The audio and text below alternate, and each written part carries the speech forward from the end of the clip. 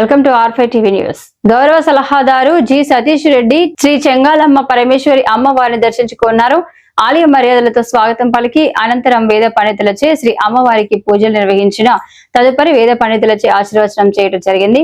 ఈ కార్యక్రమంలో Sullurpeta AMC chairman Akuthota Ramesh, మాజీ ధర్మకర్తల మండలి సభ్యులు కర్లపూడి సురేష్ బాబు పాల్గొన్నారు.